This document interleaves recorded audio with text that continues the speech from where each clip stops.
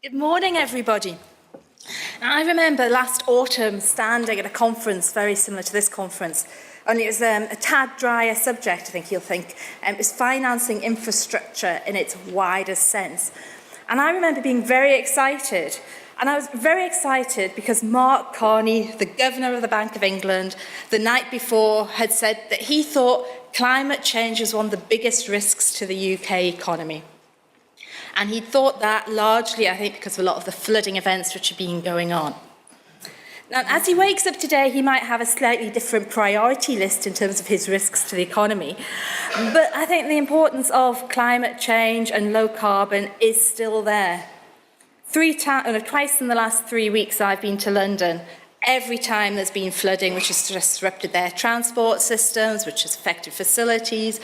And we see that across the UK, don't we, in terms of last Christmas and the Lake District and areas of Scotland.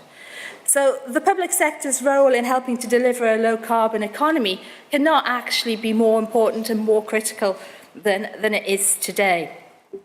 And before I move on to talking about that, just for those of you who are unaware of Scottish Futures Trust and what we do, we were established about 7-8 years ago. We're owned by Scottish ministers.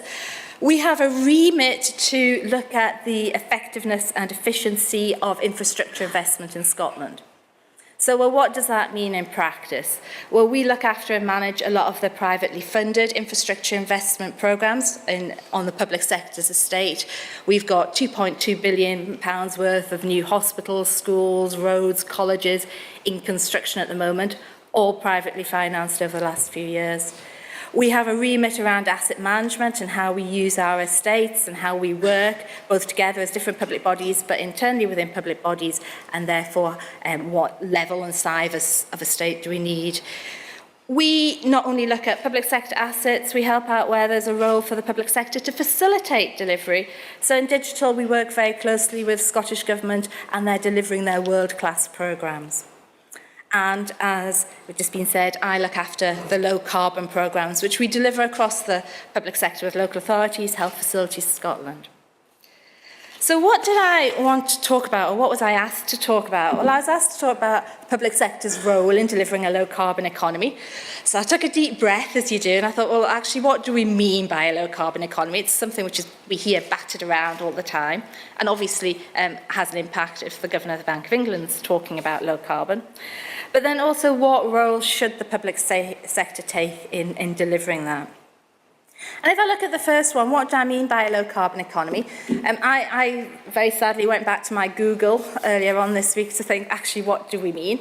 The pictures there seem to be the areas people have core agreement on. It's about low-carbon generation of energy. It's about low-carbon supply of energy to our homes. Sometimes the definitions actually went to how we operate our buildings and our processes and low-carbon buildings and processes. But obviously it's far more than that. It's around jobs, it's around sustainable economy, it's around meeting those climate change targets which John just alluded to. And indeed, in Scotland we had a low-carbon economic strategy, albeit that that's 4 or 5 years old now. So obviously deemed to be very, very important, a fundamental process of how we take forward our country, our environment, and where we live and work. So, public sector roles. I've split this quite simply into 3. One I've called facilitating, one I've called enabling, and one I've called doing. And if you see facilitating as being creating that big environment, that biosphere you mentioned upstairs, what's the environment we're operating in? What needs to be there to create a low-carbon economy, a low-carbon world? The second was enabling. What can the public sector do to help others deliver a low-carbon economy? So for all of you sitting in this room, you have probably got areas where you need to make decisions, and some of those decisions will be driven by economics, some by services. Hopefully, you'll also be thinking, well, what's the carbon impact of some of those? And then the doing. And what I mean by doing is really public sector owns a huge estate in Scotland. We operate across so many different areas. So what do we do within our own areas? So if I move on to facilitating then, that first area I was talking about, I think John's given you a really good summary this morning about what Scottish Government is doing around facilitating. And when I was thinking about this, I decided to try and go back to that old pest analogy I'm sure many of you have used when you're looking at your environment. And it's around giving the right the small p environment, the Climate Change Scotland Acts, our targets, our regulations, the energy policies and strategies we work under, and the tracking, and John talked about RPP3 this morning. It's about the economic interventions they can make, the subsidies and what impact those have. And we've seen that, haven't we, in the last year, certainly from the UK government, where their approach to subsidies and support for low-carbon projects, the low-carbon industry, have moved.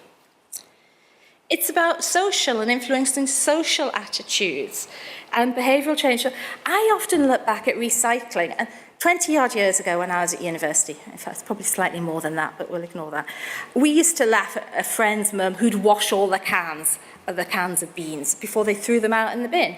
Whereas actually now, with recycling, we're probably all washing our cans before we throw it in the bin, and we're recycling and segregating our waste. And to me, low carbon and the behaviour changes we need to induce are probably very similar to some of those recycling behaviours. And I think that starts again in that biosphere around planting those seeds. And then technology, the role of technology in delivering the future we all want, and the role of governments in helping to prime some of that innovation. You see that clearly in our universities, don't you, as they're developing the new products and as they're thinking through different ways to supply our energy or distribute our energy or use our energy. So that was facilitation. And naturally, facilitation in reality will be a continuum, if you like, through to enabling. But I wanted to talk about a couple of examples in Scotland of enabling and Scottish Government providing enabling measures. One is the Low Carbon Infrastructure Transition Programme. How many of you have heard of that? Show of hands. A few of you, about a third. Brilliant. Second is some of the financing options they have on the table. And the third is just around procurement and what they do to work together to deliver, make procurement easier for public bodies or the third sector. So I'm going to spend a moment just talking about the Low Carbon Infrastructure Transition Programme for those of you who aren't aware of it. So the LCIGP, as it's known, is a £75 million fund for 3 years with an option to extend for £75 million. It's EU-backed, so I'm not quite sure what will happen in the longer term around that. It has been set up by Scottish Government to facilitate and promote a low-carbon economy in Scotland. It covers the private sector, it covers the public sector, it covers the third sector. And it's jointly rolled out by Scottish Government, ourselves, and the enterprise companies. And what can it do? Well, it can do 3 things to enable this low-carbon economy. It can act as a catalyst. It can help you with your feasibility studies. It can help develop projects. It's working with a range of projects to deliver investment-grade business cases across energy efficiency and district heating. And then it can act as a demonstrator. It can fund capital projects if, say, technology hasn't been used in Scotland but has been used elsewhere and they want to see if it works here. The list below that, those arrows, are all the areas it can get involved in, and sometimes it's easier to say what it can't do. So it can't do wind, it can't do tidal, and it can't do transport. And that's largely because they're covered by other funds. So that's the Low Carbon Infrastructure Transition Programme. But also, where Scottish Government have put a lot of effort has been around the financing and what can it do to help fund and finance projects. So District Heating Loans Fund would be one example. It's traditionally provided funding finance for projects, 3.5% discount interest rate, to try and help stimulate some of those smaller district heating schemes, ones where once you get the grassroots going, you can see district heating working in certain situations, it will help to develop. It, through RES and some of the other programmes, funds SME loan schemes. And then HEEPS, Home Energy Efficiency Programme. Those of you who are residents in Scotland have access to £15,000 worth of funding for your properties to help you implement energy efficiency works. And if you go onto the website and just Google it, you can see it. So obviously putting in place quite a lot of mechanisms on the financing and enabling rather than a doing, I would argue. I talked about procurement and national facilities, and I'll come and talk about those in a moment when we're talking about doing, the Scottish Government and public sector doing. Now, obviously, lots go on in the public sector, and I'm just going to pick up two of the programmes we're familiar with. The street lighting programme, the Scottish Street Lighting Programme, and also the Scottish Non-Domestic Energy Efficiency Framework. So, the Scottish Street Lighting Programme, it's been delivered by a range of authorities, ourselves, Scottish Government, Resource Efficient Scotland, Edinburgh Council, Western Bartonshire Council were all on the steering groups for that. We're very proud because it's just won the Sustainability Award at the Chartered Institution of Highways and Transportation, which covers the whole of the UK. Now, that programme was enabled or facilitated by a number of aspects. SFT developed a toolkit, so those people who own street lights could put in their current street lighting assets, upgrade it, work out the cost of that upgrading, and then what they'd save. It provided a business case, if you like. There was business case support, there was low-cost financing for first projects coming in through SALEX. And indeed, that approach has been rolled out by DEC and local partnerships, and their toolkit model is exactly the same as ours. So as a doing, what has Scotland delivered around street lighting, bearing in mind that we spend about £40 million a year on our electricity? Well, in April 2014, we had 10,000 streetlights. We've now got 131,000, so 15% of our stock's been converted. We've invested 82 million to date, and we're getting £7 million of savings. By the end of this year, we'll invest another 56 million, and our cumulative savings will be 20 million. And by the time we get to the end of the programme, in another 4 years, when we are expected to get another 255 million invested in the ground, the annual savings to the Scottish public sector, 21 million.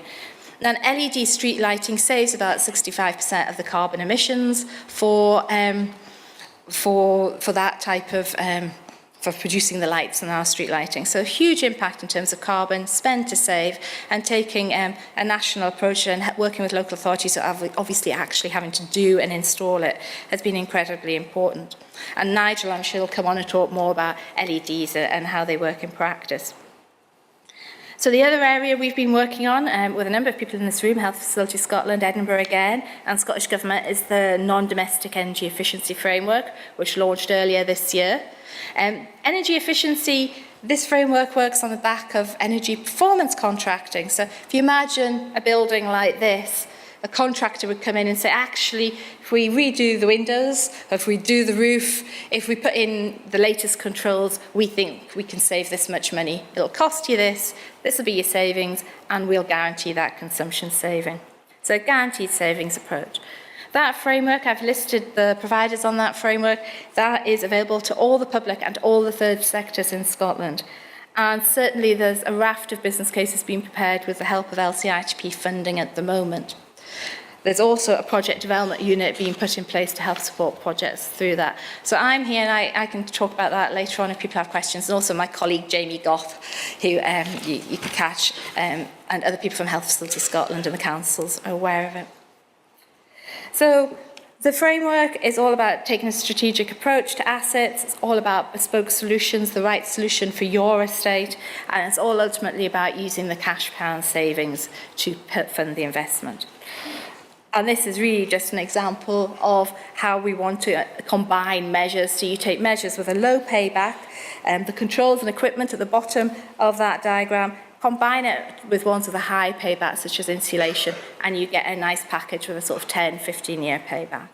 And certainly the local authorities we're working with now are taking a very strategic approach. They are saying we don't want 5 or 6 year programmes, we want to stretch that out to 10 or 15. So I feel like I've done a very quick whistle-stop tour looking at what is a low-carbon economy and what possible roles the public sector can have in that, around facilitation, around enabling, and then around doing in their own estate. And I think my conclusions are really that evolving policy context. The new Climate Change Act, which John alluded to, which will be taken forward in Scotland, I think will be really interesting. The energy strategy which is being developed, how do they actually want to deliver that on the ground? What is this Times model saying? Really good time for low carbon and the motivation to take it forward. The enabling activities, I think, become more and more critical, especially at the moment. And public sector delivery, well, I think public sector needs to deliver by example. One of the big programmes is the Scottish Energy Efficiency Programme, which potentially affects every building in Scotland, and I think the public sector have a real role in delivering that and doing it on their own estate. So, thank you.